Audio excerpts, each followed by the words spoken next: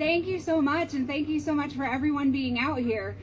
She gave you a little bit of my background. I was absolutely raised to be not only anti-gun, but afraid of guns.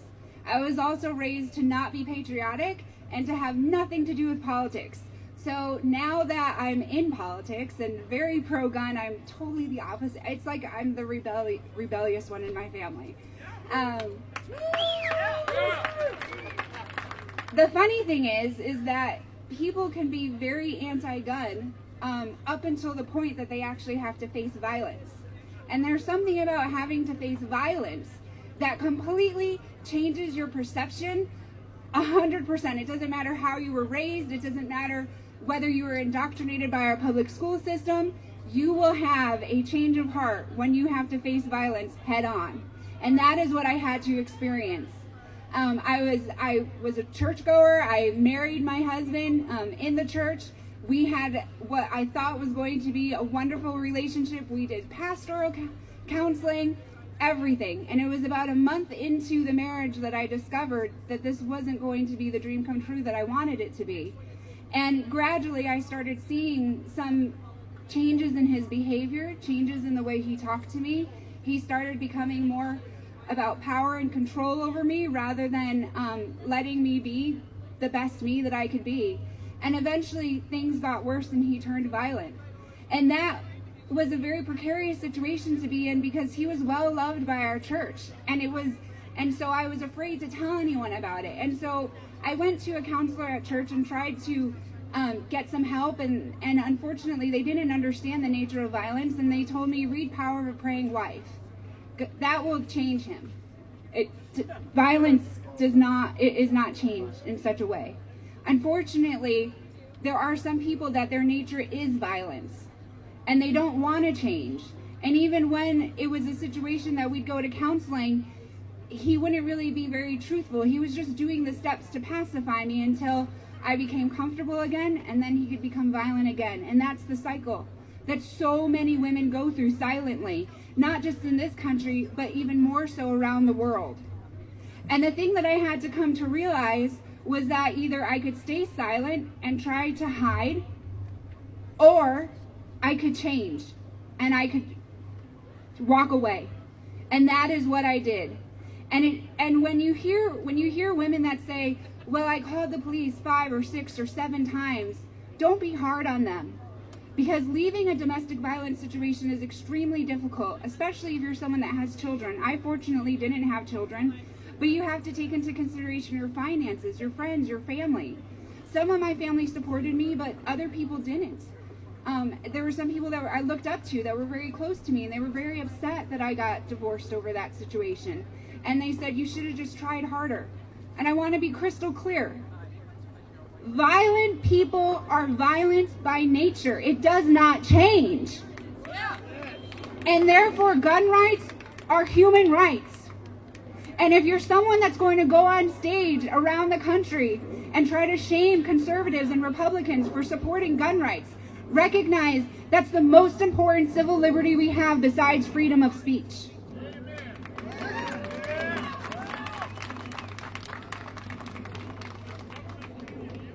I now work at the City Council. It's my privilege to be able to serve all of you as my constituents. And I asked the police, once we saw some of the laws that were coming up that are required for a psych eval in order to be able to keep your gun if someone puts an allegation against you that you're dangerous.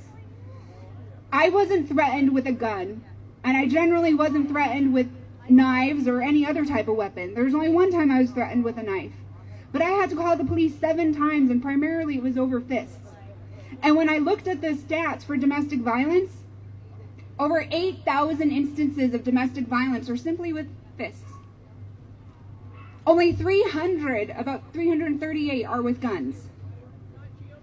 And so when our politicians look for solutions and they say we need to have something in place to take away our guns, recognize I'm someone that doesn't want a violent person to have a gun. Yet I understand that usually government is used as a weapon against victims.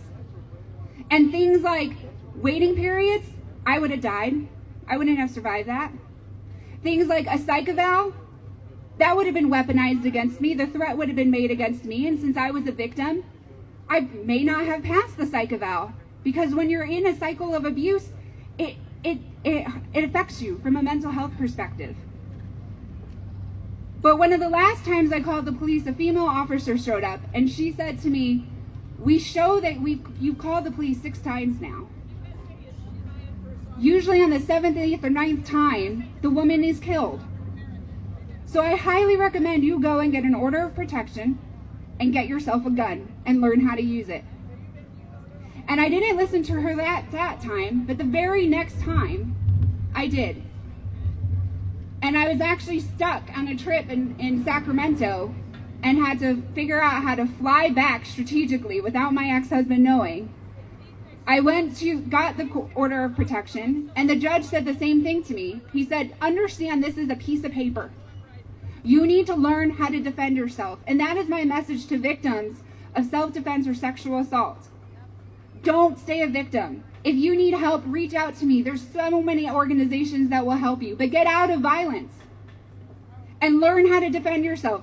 I went and took every gun safety class that I could find, and I took other self-defense classes too.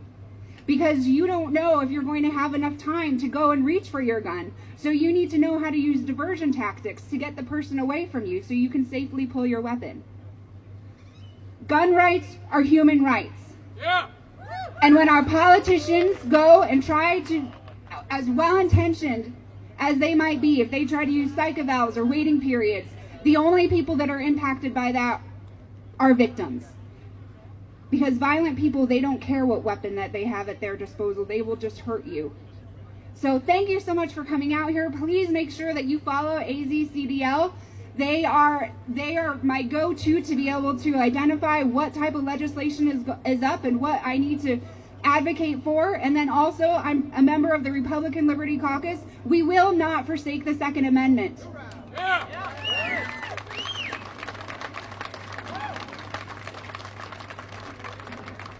And then just the last thing, I just want to reinforce, if you know someone that's in a violent situation, please help them.